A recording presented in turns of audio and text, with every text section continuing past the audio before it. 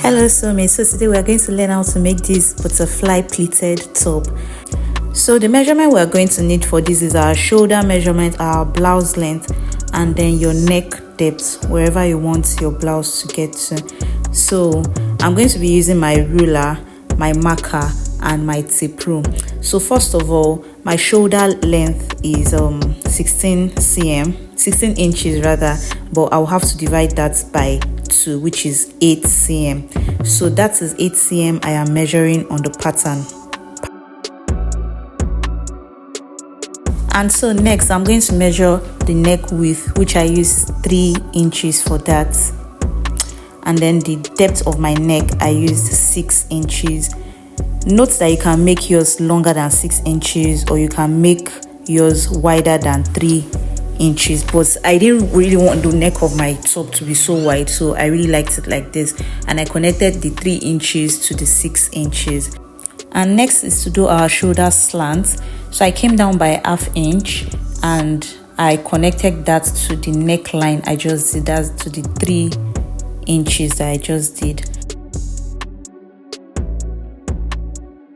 Measuring the yoke of the neckline, I made mine 2 inches. You can make yours either 1.5 or 3 inches, but I made mine 2 inches. So the reason I'm just saying is that you can be flexible with whatever measurement you want to use.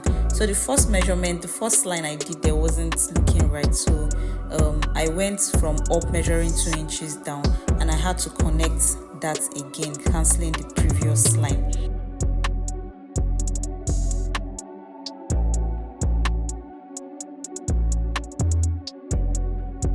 And at this point, I noticed that my paper was not long enough, so I had to add like an extra paper to this one I'm using presently, so that I'll be able to get the exact center front line.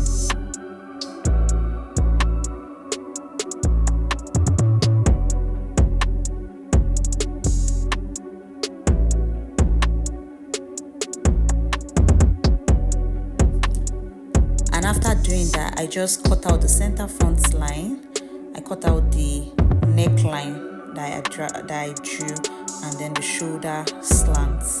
And after cutting that, I also labeled.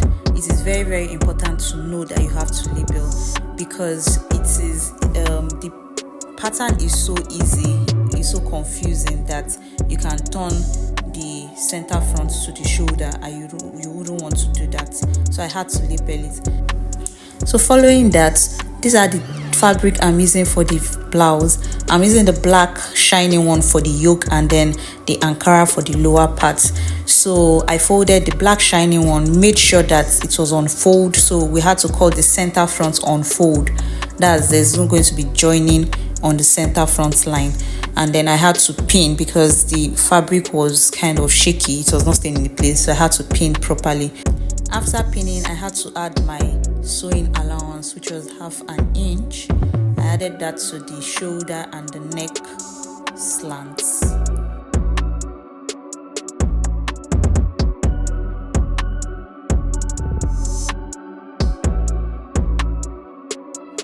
After doing that, I went ahead to cut.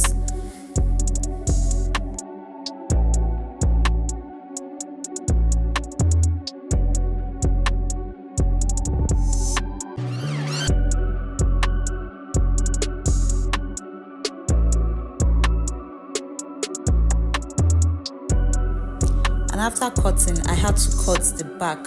So note that we are cutting 2 of this, one for the front, one for the back. And I also made sure I cut the back on fold. There's not going to be zip allowance or anything. So the neck measured is wide enough for it to enter into your head. But if you want to make it wider, as I said earlier, you can make it wider. So basically, I just placed the front pattern to the back fabric to be able to cut the back.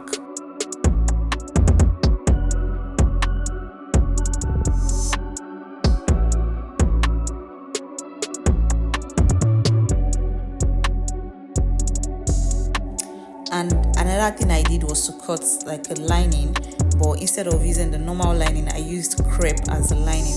So I also did 2 of the crepe. When I mean 2, I mean like I had to cut the front and then the back.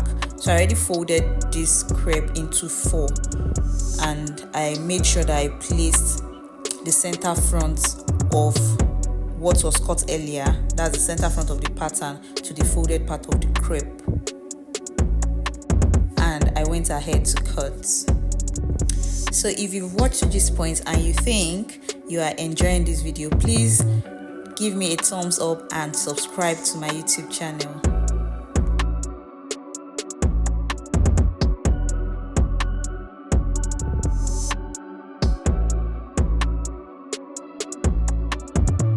So after cutting the fabric, the lining, which is a crepe, I also had to cut the paper stay for it. And for the paper stay, I cut paper stay for the front and the back of the main fabric, which is a shiny fabric, and I also cut paper stay for the front and the back of the crepe. So after that, I gave that a good press, and then I placed crepe on top of the fabric for each of it. So after doing that, I went to the sewing machine and I sewed that together. And I knot the V part of the yoke so that it will lay flat. And after doing that, I went ahead to top stitch. So I did that for the front, I top stitched for the front and the back, and I gave it a good press. So after giving it a good press, it looked really nice. And here is what we have after sewing, top stitching and ironing. So now I'm going to join the shoulder of the front to the shoulder of the back, and I'm going to pin it down, that's the top stitched part down, to make sure that the line aligns very well. And after that, after pinning it, I took it to the sewing machine and I also sewed that together. After sewing, I also gave that a very good press.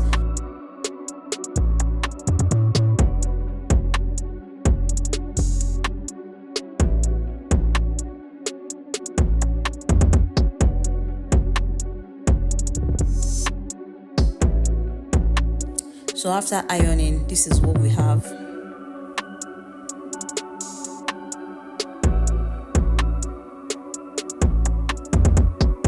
And then the next thing I did was to measure the length of my neck yoke. And then after measuring, I got 11 inches, and our blouse length is 26 inches. So what I did was to subtract 26 from 11, which gave us 15. But instead of cutting 15, I added 1 inch seam allowance. So half inch for joining the Ankara to the yoke, and then half inch for hemming the lower part. So now it's time to cut our Ankara.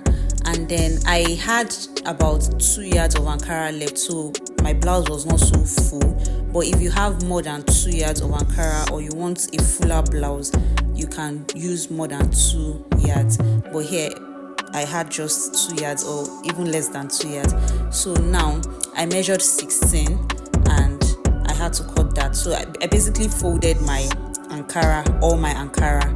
I folded it, and after measuring 16, I had to rule to make sure that my line was going to be straight, and I went ahead to cut.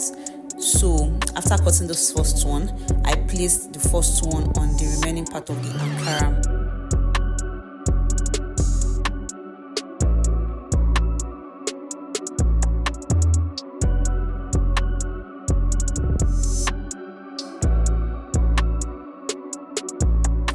I also flipped it to the other side to remove the excess part of the Ankara that I know I'm not going to use. So after doing this, I had to spread everything out to be able to make sure I'm joining the front to the front, because this Ankara is actually very tricky. And then I joined that part and I top stitched. So after doing that part, I also joined the other part and I also top stitched. So note that I have just 2 pieces and I joined those 2 together and I top stitched everything.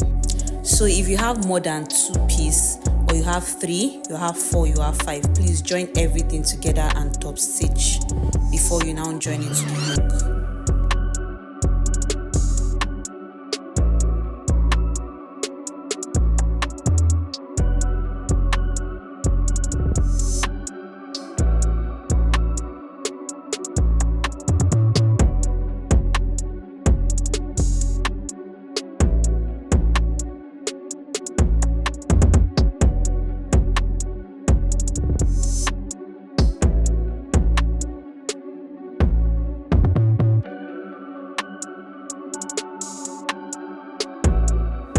So after joining everything together, we had this, and I folded it into 4.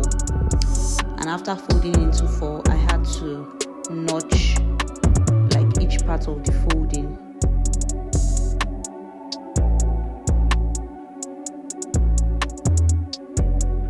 So after notching each part of the folding, I joined it to the yoke. That's the center front, the shoulder, the back.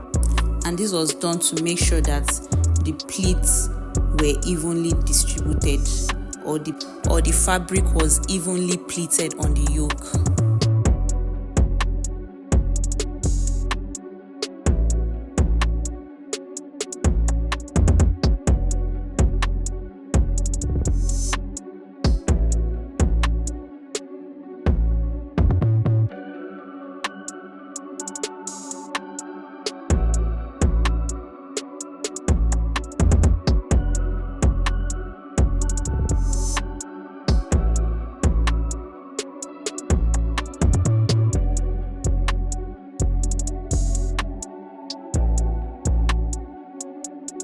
And I went ahead to start pleating on the sewing machine.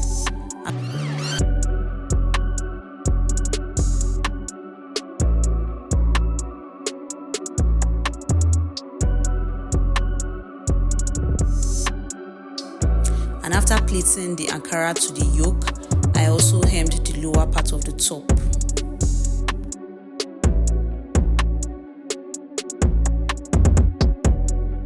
And this is the result we had after pleating the fabric to the yoke of the top. And yes, we have the final results.